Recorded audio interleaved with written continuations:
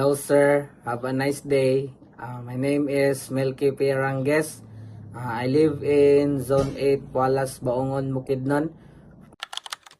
I am the youngest among my siblings and I have two sisters and I am 20 years of age. My talent is, I cannot say I have a talent, but for me, I can do singing. I can do singing and either dancing and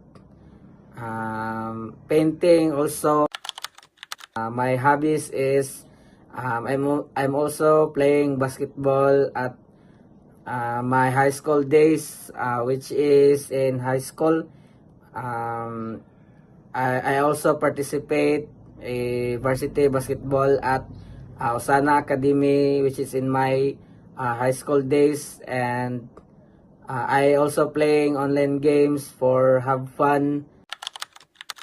My expectation in this class is to learn more in this subject, especially in great books, because in first meeting I feel so nervous because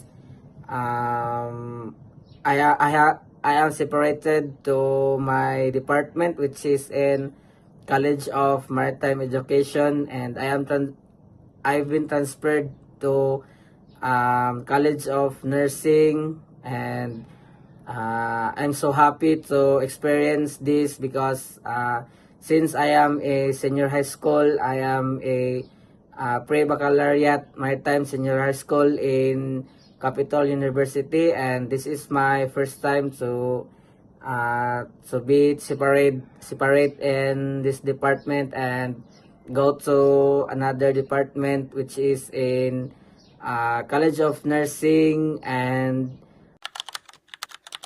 this experience was great because share my feelings to my classmates, which is very interesting because they are nursing and I am a maritime student. And uh, also this was for me very great experience to have class in my classmates in nursing.